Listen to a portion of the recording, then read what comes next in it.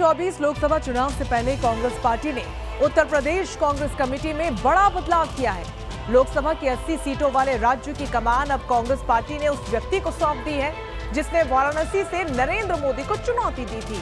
जी हां, अजय राय यूपी प्रदेश कांग्रेस के नए अध्यक्ष नियुक्त किए गए हैं। अजय राय ने साल 2014 और 2019 के लोकसभा चुनावों में वाराणसी से प्रधानमंत्री नरेंद्र मोदी को चुनौती दी थी।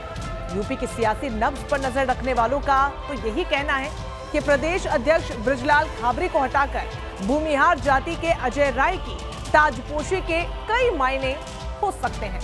अजय राय का नाम पूर्वांचल के कद्दावर नेताओं में शुमार है। भूमिहार समुदाय से आने वाले अजय राय का ब्राह्मणों और भूमिहारों में काफी सियासी रसूख माना जाता है। कांग्रेस ने अजय पर क्यों दाव लगाया, इसे ऐसे समझा जा सकता है। बिल्कुल राहुल गांधी अमेठी से लड़ेंगे। अमेठी के लोग यहाँ आए हैं और जहाँ से प्रियंका गांधी जी की इच्छा बनारस अगर होगी, हमारा एक एक कार्यकर्ता उनके लिए जान लड़ा देगा। स्मृति ईरानी कहती है कि राहुल गांधी अमेठी इस बार भी नहीं आएंगे, भाग जाएंगे। अब स्मृति ईरानी खुदे बौखला गई हैं। 13 रुपए किलो में चीनी दिलवा रही थी, दिलवा पाई? उनसे पूछिए। 13 रुपए किलो में हमारे लोग आए अमेठी के, उनसे पूछिए। कहा था कि 13 रुपया में आपको चीनी मिलेगा। साल 2022 के विधानसभा चुनाव में जब कांग्रेस के विधायकों की संख्या मात्र 2 रह गई, तब तत्कालीन प्रदेश अध्यक्ष अजय कुमार लल्लू ने त्यागपत्र दे दिया। इसके बाद कांग्रेस पार्टी ने करीब 6 महीने बाद 1 अक्टूबर 2022 को एक नया प्रयोग किया।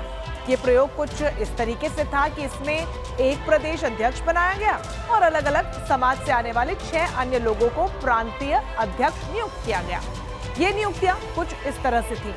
पार्टी ने दलित वर्ग से ताल्लुक रखने वाले पूर्व सांसद बृजलाल खाबरी को अध्यक्ष नियुक्त किया और इसके साथ ही नकुल दुबे, वीरेंद्र चौधरी, अनिल यादव, योगेश दीक्षित, अजय राय और नसीमुद्दीन सिद्दीकी को प्रांतीय अध्यक्ष की जिम्मेदारी सौंप दी गई। ये सभी प्रांतीय अध्यक्ष अलग अलग इलाके और अलग अलग जाति समुदाय से थे। इस रणनीति के जरिए कांग्रेस हाईकमान ने हर क्षेत्र को एक अध्यक्ष देकर संगठन को एक्टिव करने की रणनीति बनाई।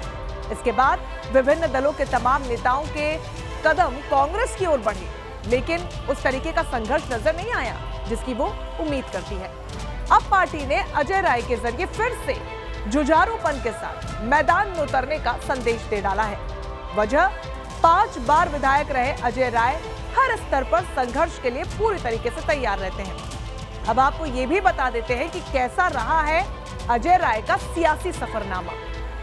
अजय राय ने अपनी राजनीति की शुरुआत बीजेपी युवा मोर्चा नेता के रूप में की थी। इसके बाद लगातार 3 बार बीजेपी के टिकट पर कुलासला से विधायक वो चुने गए।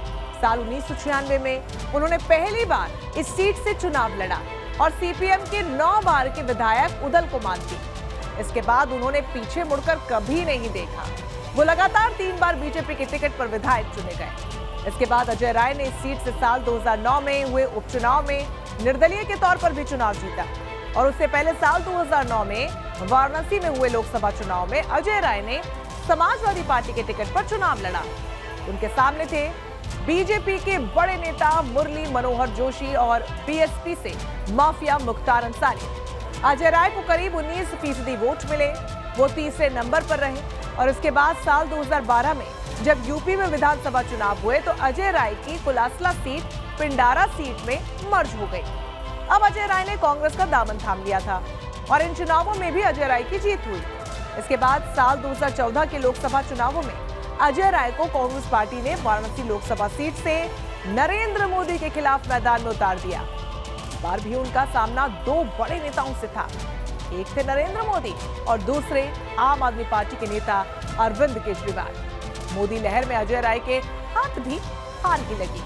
उनकी जमानत जब्त हो गई। इसके बाद साल 2017 में जब उत्तर प्रदेश में दोबारा विधानसभा चुनाव हुए तो अजय राय ने अपनी सीट पिंडारा से कांग्रेस के टिकट पर ताल ठोकी, लेकिन वो तीसरे नंबर पर रहे।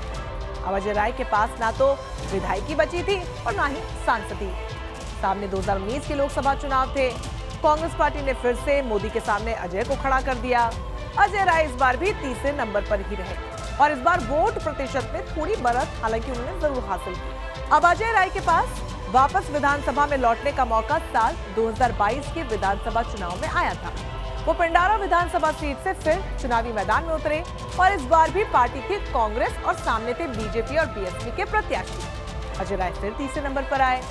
किसी भी मुद्दे पर अपने तल्ख राय रखने वाले अजय राय ने मुख्तार अंसारी मामले पर अपनी ही पार्टी के पंजाब सरकार पर सवाल खड़े किए थे। जब उत्तर प्रदेश की योगी सरकार मुख्तार अंसारी को पंजाब से वापस यूपी की जेल में लाने के लिए सुप्रीम कोर्ट में मुकदमा लड़ रही थी।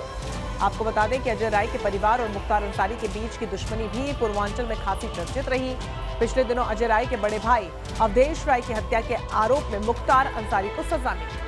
इसके बाद अजय राय ने कोर्ट की चौखट पर सर रखकर न्याय के लिए शुक्रिया अदा किया। 3 अगस्त 1991 को अवधेश राय की हत्या हुई थी। अजय राय और उनके भाई घर वाराणसी स्थित अपने घर के दरवाजे पर खड़े थे। तभी मुख्तार अंसारी समेत कुछ हमलावर वहां पर पहुंचे।